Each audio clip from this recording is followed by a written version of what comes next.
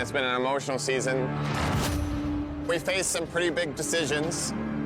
Buying Dominion scared me, but it looks like this purchase was worth it. Λεπτομέρειες που διέρευσαν από έναν υψηλόβαθμο άνθρωπο του Gold Rush έχουν διαλύσει την προσεκτικά επιμελημένη εικόνα της επερχόμενης σεζόν, αποκαλύπτοντας ότι η 16η σεζόν ουσιαστικά βασίζεται σε ένα ψέμα.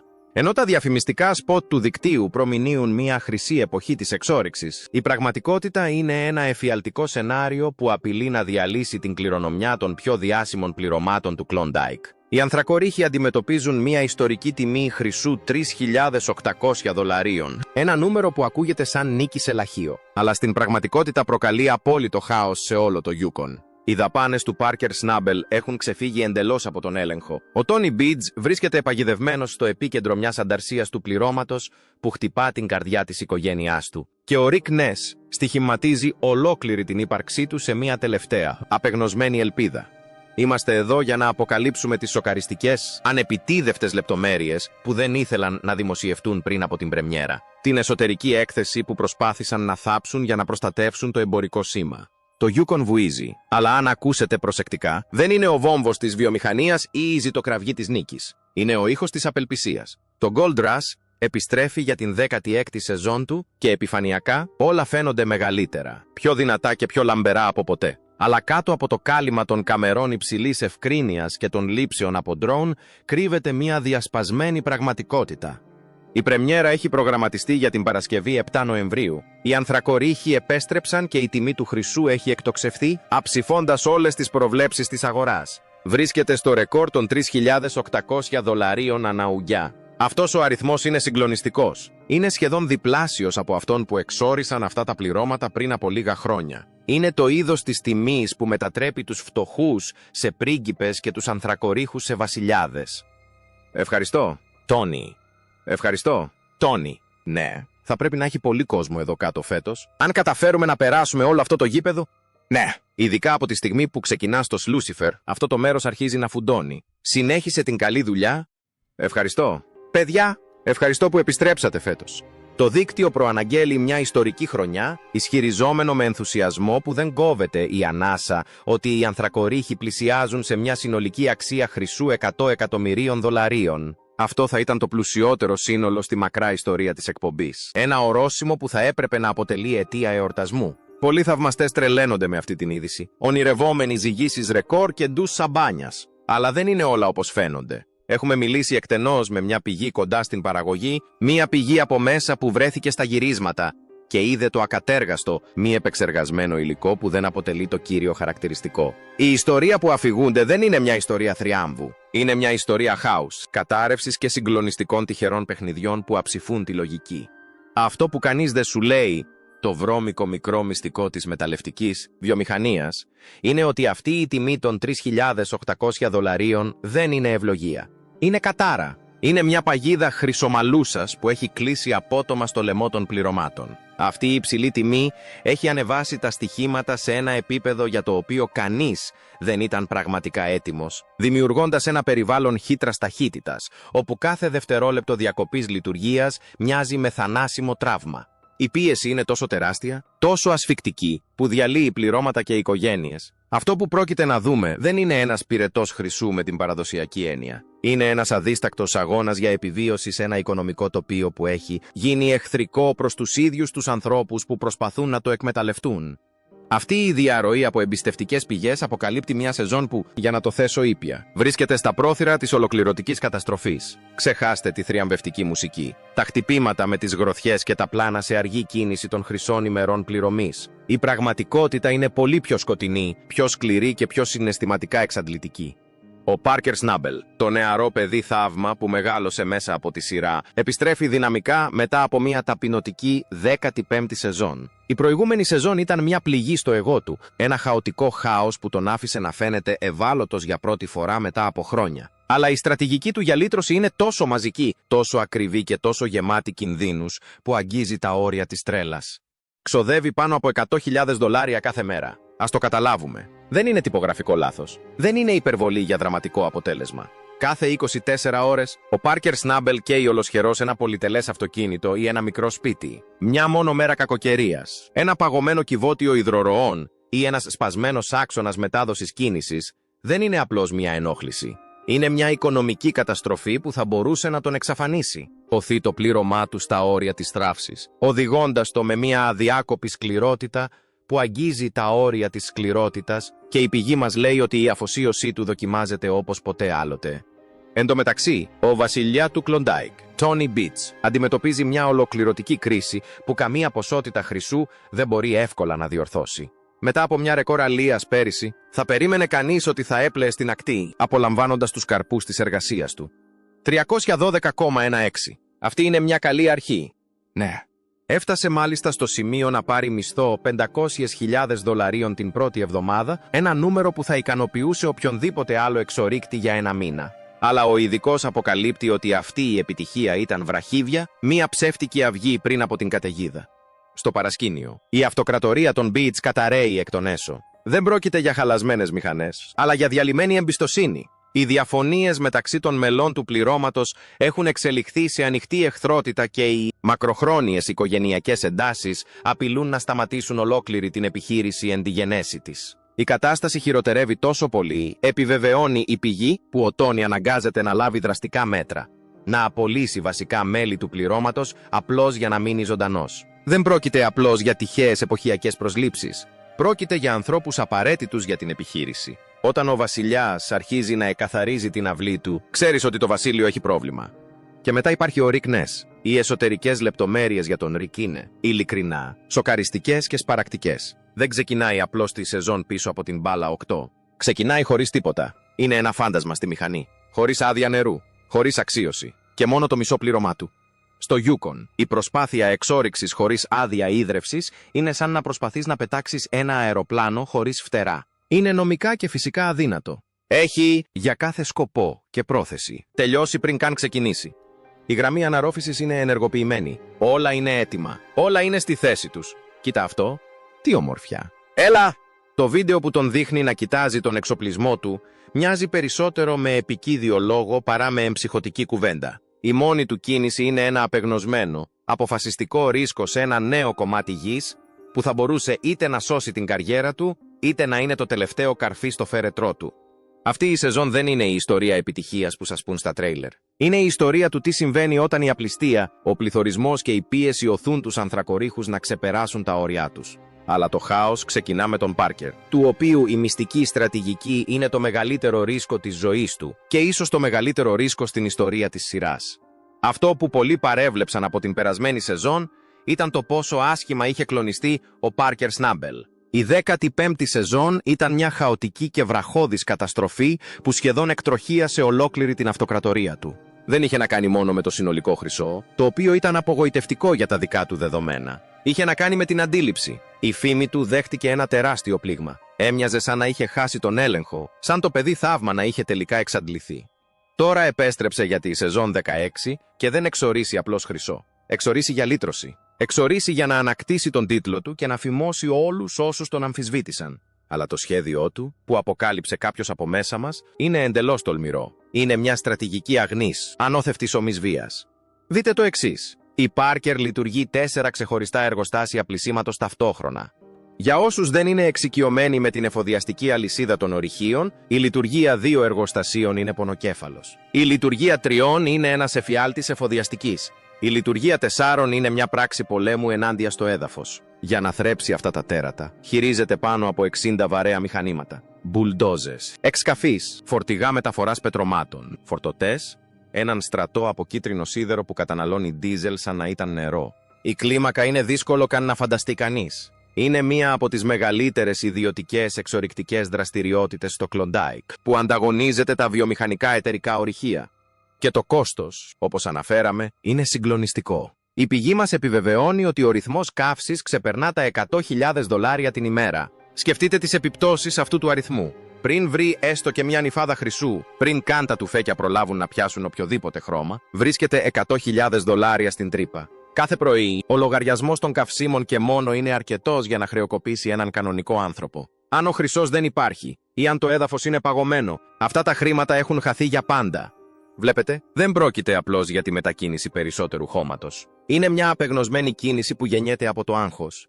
Α, είστε έτοιμοι? Α, ναι. Αυτό είναι. Φίλε, είναι πολύ τρελό να σκάει έτσι αυτό το πράγμα. Ναι, το μάτι ακριβώς από την άκρη του. Ναι, έσπασε αμέσως. Λοιπόν, βρες πώς θα το βγάλουμε αυτό το πράγμα από εδώ.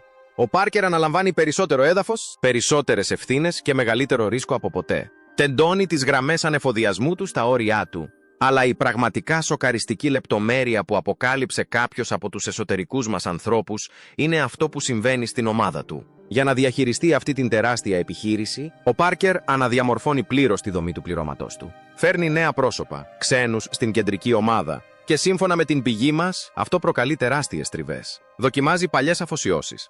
Αυτό σημαίνει ότι το έμπιστο συνεργείο που γνωρίζουμε εδώ και χρόνια, οι άνθρωποι που του έχουν σταθεί στα καλά και στα άσχημα, οθούνται στα όρια τους. Η αδιάκοπη ορμή του Πάρκερ οθεί τους πάντες, συμπεριλαμβανομένου του ίδιου, στα πρόθυρα της σωματικής και ψυχικής κατάρρευσης. Αυτό που κανείς δεν σου λέει για τη λειτουργία μιας τόσο μεγάλης επιχείρησης είναι ότι ένα μικρό πρόβλημα δημιουργεί ένα φαινόμενο ντόμινο. Αν ένα από αυτά τα 4 εργοστάσια πλύσης χαλάσει, το 1/4 του εισοδήματός του εξαφανίζεται αμέσως. Αλλά αυτός ο λογαριασμός των $100.000 συνεχίζει να έρχεται. Η τράπεζα δεν νοιάζεται αν έσπασε ένα σημάντας. Ο προμηθευτής καυσίμων δεν νοιάζεται αν χάλασε η αντλία.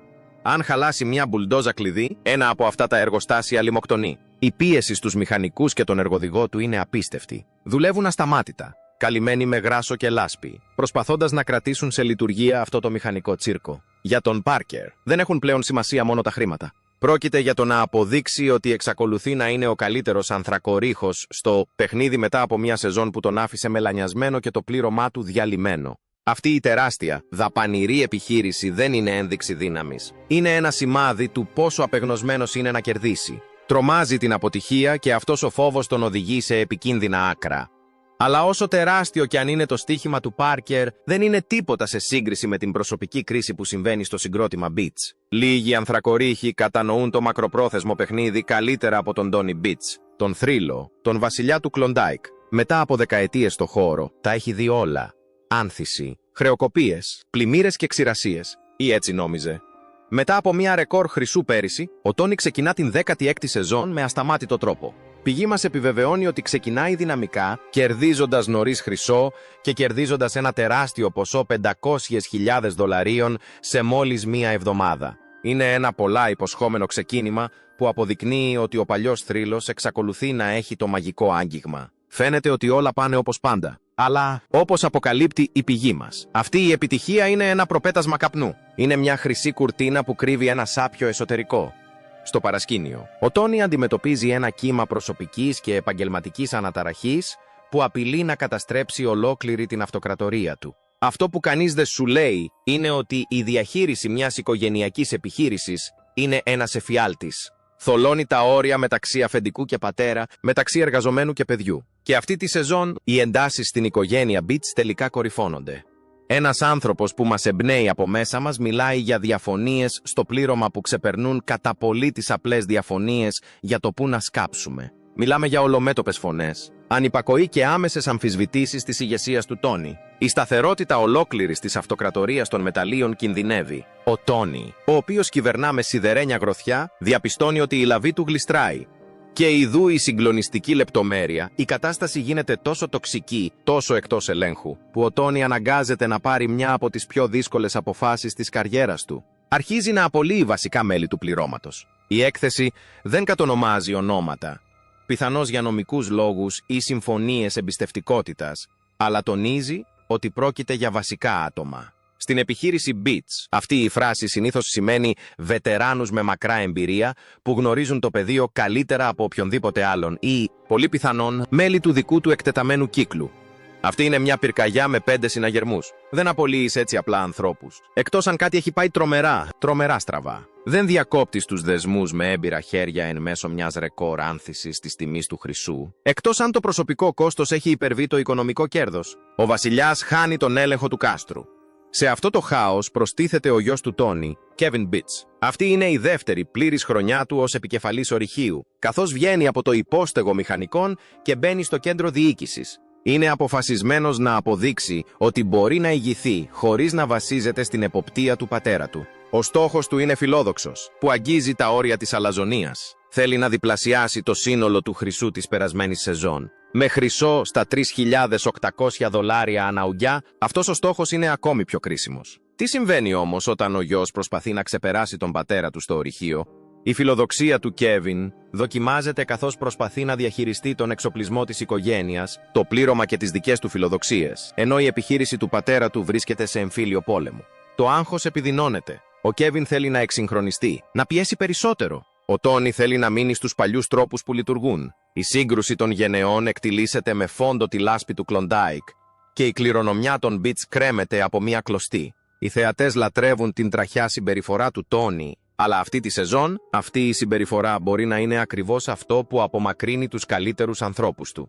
Αλλά ενώ η οικογένεια Μπιτς μάχεται για μια περιουσία και ο Πάρκερ μάχεται με το εγώ του, ο Ρικ Νες απλώς παλεύει για να επιβιώσει, ξεκινώντας από το 0.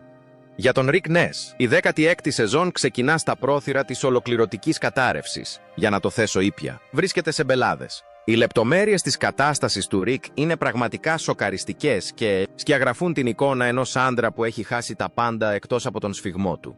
Ξεκινάει τη χρονιά χωρίς άδεια ίδρευσης. Στο Yukon, η άδεια ίδρευσης είναι το παν. Είναι το Άγιο Δισκοπότηρο. Χωρίς αυτήν, δεν μπορείς να λειτουργήσεις ένα θυρόφραγμα. Δεν μπορείς να πλύνεις χώμα. Δεν μπορείς να εξορίξεις χρυσό. Δεν έχει σημασία αν κάθεσαι σε ένα ριάκι. Χωρίς αυτό το κομμάτι χαρτί, είσαι απλώς ένας τύπος που παίζει στο χώμα. Είναι σαν να είσαι οδηγός φορτηγού χωρίς άδεια οδήγησης. Έχεις την επιθυμία, αλλά ο νόμος λέει σταμάτα.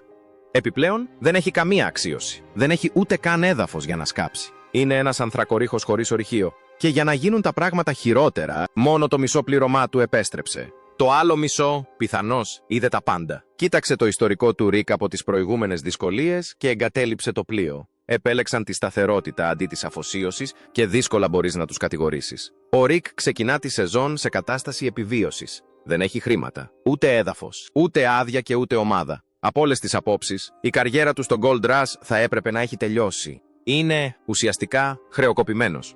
Αλλά ο Ρικ αρνείται να τα παρατήσει. Υπάρχει ένα πείσμα μέσα του, μια άρνηση να αφήσει το σκοτάδι να νικήσει. Απελπισμένος να αλλάξει τα πράγματα, κάνει ένα τολμηρό, αποφασιστικό ρίσκο. Βρίσκει ένα νέο κομμάτι γης. Αλλά βλέπετε, αυτό δεν είναι κάποιο εξαιρετικό κομμάτι γης στο χρυσό τρίγωνο. Η πηγή μας υπονοεί ότι πρόκειται για μια υπολοιματική διεκδίκηση, ένα κομμάτι γης που είτε δεν έχει αποδειχθεί, είτε έχει προηγουμένως επεξεργαστεί, είτε είναι τόσο δύσκολο στην πρόσβαση που κανείς άλλος δεν θα το άγγιζε. Είναι τα ξύσματα του βαρελιού. Είναι μια ολοκληρωτική βολή στο σκοτάδι. Αυτός είναι ο ορισμός ενός Hail Mary Pass. Αυτή η μία κίνηση είτε θα ανατρέψει την τύχη του και θα είναι η ιστορία επιστροφής του. Ετεώνα, ο φοίνικας που αναγεννάται από τις στάχτες του, είτε θα τον εξαλείψει οριστικά. Θα είναι η τελική ταπείνωση. Αυτό που πολλοί παρέβλεψαν κατά τη διάρκεια των πρόσφατων αγώνων του Ρικ με την ψυχική του υγεία και την προσωπική του ζωή είναι το καθαρό οικονομικό κόστος της αποτυχίας. Η εξόρυξη είναι μια επιχείρηση έντασης κεφαλαίου. Με τους οικονομικούς του πόρους να μειώνονται και την ομάδα του να πιέζεται, η σεζόν του Ρικ μετατρέπεται σε έναν απεγνωσμένο αγώνα δρόμου ενάντια στον χρόνο. Πρέπει να πάρει τις άδειες. Πρέπει να μετακινήσει τον εξοπλισμό. Κάτι που κοστίζει χιλιάδες σε τέλη μεταφοράς. Και πρέπει να βρει γρήγορα χρυσό πριν οι επενδυτές του και το υπόλοιπο πλήρωμά του χάσουν την πίστη τους. Κάθε μέρα χωρίς χρυσό είναι μια μέρα πιο κοντά στο τέλος.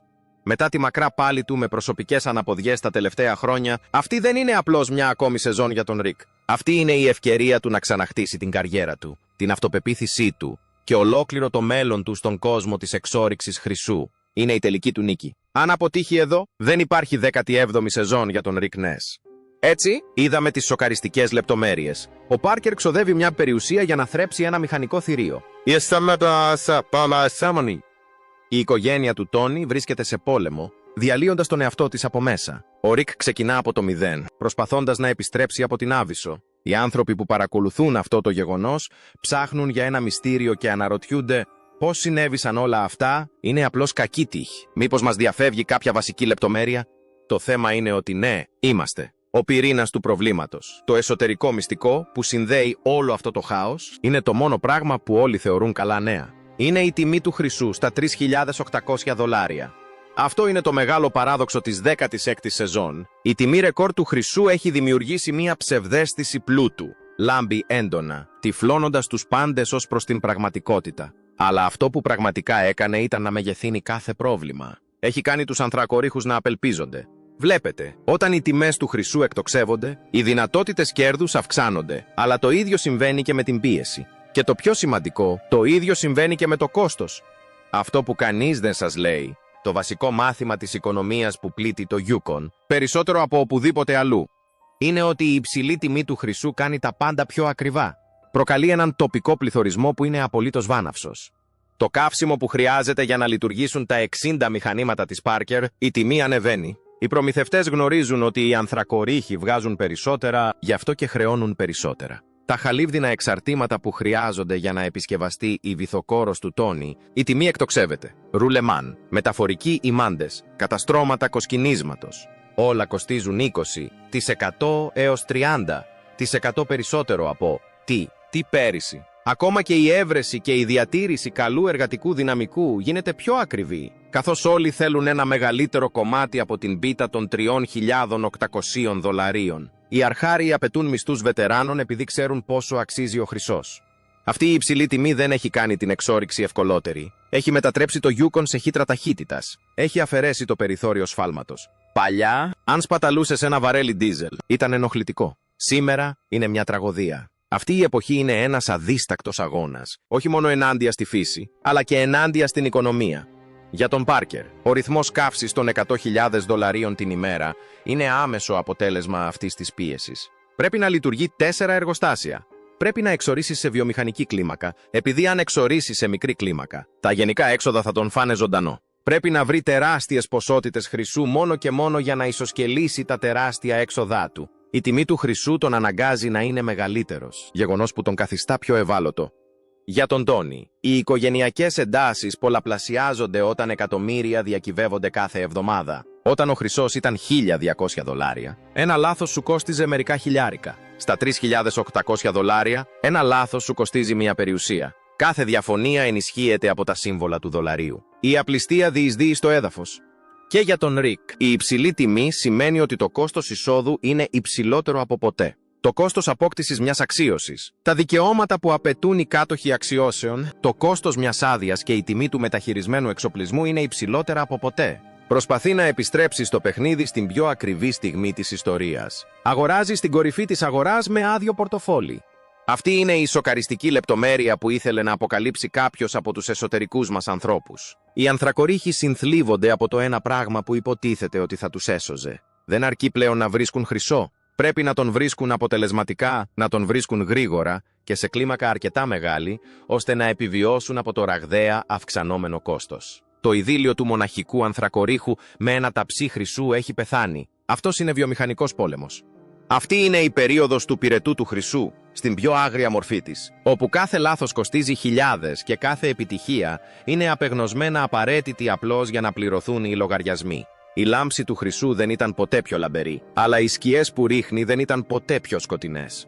Καθώς πλησιάζουμε στην πρεμιέρα της 7ης Νοεμβρίου, να έχετε κατά νου αυτές τις εσωτερικές λεπτομέρειες. Όταν δείτε τον Πάρκερ να φωνάζει σε έναν εργοδηγό, να ξέρετε ότι είναι επειδή βγάζει $4.000 την ώρα. Όταν δείτε τον Τόνι να απολύει ένα μέλος του πληρώματος, να καταλάβετε ότι η αυτοκρατορία βρίσκεται υπό πολιορκία από τον πληθωρισμό και τις εσωτερικές συγκρούσεις. Όταν δείτε τον Ρικ να κοιτάζει ένα λασπωμένο κομμάτι γης, να συνειδητοποιήσετε ότι κοιτάζει την τελευταία του ευκαιρία στη γη να γίνει ανθρακορίχος.